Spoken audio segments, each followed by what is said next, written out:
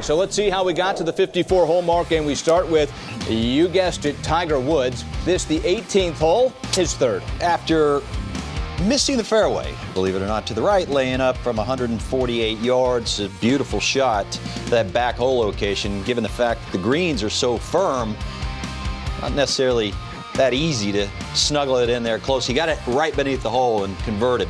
The putter at times was spectacular. Much more on Tiger throughout the program. Now, world number 2, Jon Rahm, could be world number 1 with a victory. As of late, Jon Rahm has not been doing this.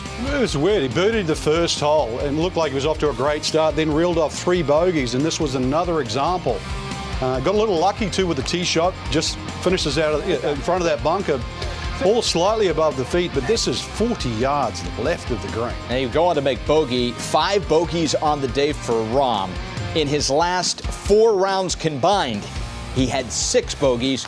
And, of course, that win at the Career Builder. So he's one back. Ryan Palmer, 1-shot lead entering Saturday. How did RP do? And he's playing with Luke List and Jon Rahm, 2 guys that can get it up around 120, 121 miles an hour. And guess what? Quietly, so can Ryan Palmer. His swing today, 121 miles an hour, put him right smack dab in the middle of the fairway, where a high lofted fairway wood gave him 44 feet for eagle, and he wasn't through, not by a long shot. We're going to get into that putting grip a little bit more into the show. But this has got things heading in the right direction for Ryan Palmer. He has 3 eagles this week. Just this week. He made 3 all of last season. It may be Ryan Palmer's week. That had him with a 2-shot lead. More Palmer at 14. Putting from just off the fringe here. And, of course, stumble, stumble, stumble, stumble, stumble, stumble. Not going to get it there. Those greens giveth, and they taketh away. It's a bogey there. Palmer 11 under. Let's move now to Alex Noren at 16. Here he comes. Watch his right knee. My coach was texting me saying, I love that trigger move. It's old school stuff with new school power.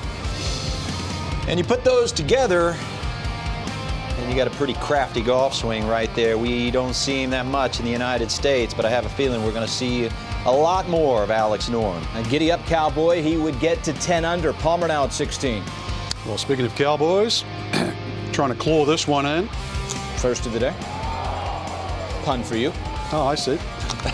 A bogey was not the first. Thank you, Randall. Palmer and Noren are tied at 10. More Noren at 18. Could be a good week for the Scandinavians. Wozniacki wins the Australian Open down under. And with a shot like this, Brandon, I tell you, this might just be a good visual for tomorrow. How about that?